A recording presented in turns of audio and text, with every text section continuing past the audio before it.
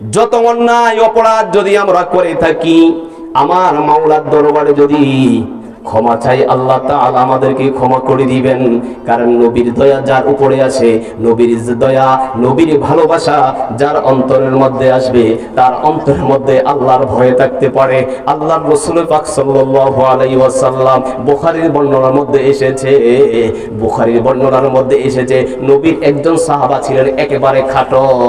এই সাহাবার নাম ছিল হযরত মিকদাদ রাদিয়াল্লাহু তাআলা আনহু। হযরত মিকদাদ সবাইতে সাহাবীদের মধ্যে সবচেয়ে ছোট ছিলেন। আমার নবীজি মসজিদে নববীর সামনে একটা বৈঠক করে তিনি এইভাবে মজলিসের মধ্যে কোরআনের উপরে বয়ান করতেছেন, হাদিসের উপরে বর্ণনা করতেছেন। এইভাবে সকল সাহাবারা শুনতেছেন। সকলে নবীর চেহারা মোবারকের দিকে তাকিয়ে আছে।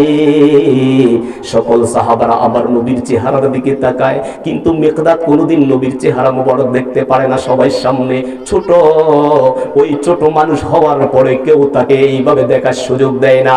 একজন ব্যক্তি এসে মিকদাদকে ধাক্কা দিয়ে এই অধুরে পালাইয়া দিলেন। প্রথম দিন চলে গেল, দ্বিতীয় দিন আবার অপরে অবিকল মিকদাদ রাদিয়াল্লাহু তাআলা আনহু এইভাবে তিনি আবার আসলেন নবীর চেহারা মোবারক দেখার জন্য।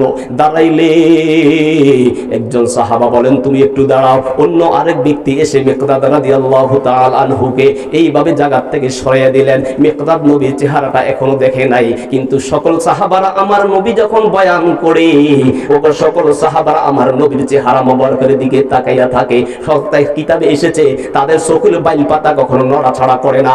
আমার নবীর চেহারাটা এত সুন্দর, আমার নবীর চেহারার দিকে তাকাইলে গুনাহ মাফ হইতে পারে কি পারে না? আরো জোরে আওয়াজ বলেন, পারে কি পারে না? আমার নবী বলেন, আমি বয়ান করতেছি, হঠাৎ করে প্রথম দিন চলে গেল, দ্বিতীয় দিন চলে গেল। যেই মিকদাদ জীবনে কোনদিন মিথ্যা কথা বলে নাই, মিকদাদের একটা দোয়া ছিল, মিকদাদের মা মিকদাদের জন্য দোয়া করতেন আর বলতেন, মিকদাদ, ও মিকদাদ রে, আমি মা তোর জন্য দোয়া করি, তোকে এলাকার মানুষ তুচ্ছ করে, এলাকার মানুষ তোকে দেখতে পারে না, তুমি তো ছোট হওয়ার পরে আমি মার খেদমত করো, আমি মার ভালোবাসা দেখাও, সব দিকে তোমার মোহাব্বত ভালোবাসা রয়েছে।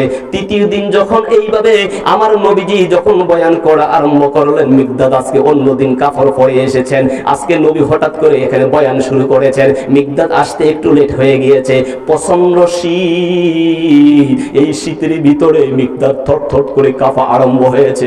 আমার নবী তাকাইয়া দেখে সকল লোক নবীর বয়ান শুনে চোখের পানি পালাইয়া আর কান্নার রুলটা পড়ে গেল।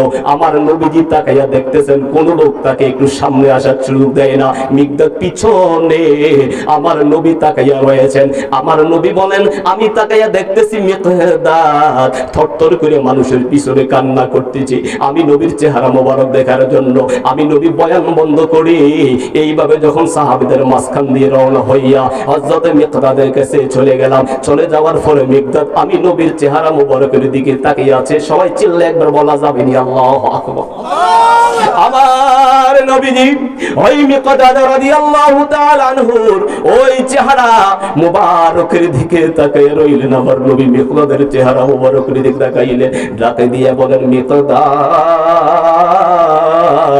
ও মিকদাদ রে, আমি তো তোমার দিকে তাকাইলাম, ইয়া রাসূলুল্লাহ, ইয়া হাবিবাল্লাহ, আপনি কিভাবে ওই জায়গা থেকে আমি নগণ্য একজন মিকদাদের কাছে এসেছেন? আমার নবী বলেন, মিকদাদ, তোমার অন্তরে আমি নবীর ভালোবাসা আছে। আমরা সকলে নবীর ভালোবাসা চাই কি চাই না? এই আওয়াজে বলেন, চাই কি চাই না? একটা কথাও বাড়তি বলবো না। যদি আমরা আল্লাহ পাইতে চাই, একটা মাধ্যম হলো নবীর ভালোবাসা। কেন না হল, হে নবী আপনি বলে দেন, ইন কুনতুম তুহিব্বুনাল্লাহ ফাত্তাবিউনি ইউহিব্বুকুমুল্লাহ ওয়া ইয়াগফির লাকুম যুনুবাকুম ওয়াল্লাহু গফুরুর রহিম। সবাই চিল্লায়ে বলি আল্লাহু আকবার। হে নবী আপনি বলে দেন, তারা যদি এই দুনিয়ার জমিনে এইভাবে আমার নবী বলেন, যদি আল্লাহকে তোমরা পাইতে চাও, ফাত্তাবিউনি, এই আমি নবীর অনুসরণ করো। নবী মানলে আল্লাহ মানা হয়, আল্লাহ মানলে নবী মানা হয় না, নবী মানলে আল্লাহ মানা হয়। এটার মধ্যে সবাই একমত আছেন কিনা? আমার নবীরে মানলে আল্লাহ মানা হয়ে যায়। কেননা আল্লাহ কোরআনে বলেন ফাত্তাবিউনি, আমি নবীকে যখন অনুসরণ করো। আর সাহাবায়ে কেরাম ডাক দিয়ে কই ইয়া রাসূলুল্লাহ, ইয়া হাবিবাল্লাহ, আপনি নবীর অনুসরণের কথা আল্লাহ তাআলা কোরআনে জানিয়ে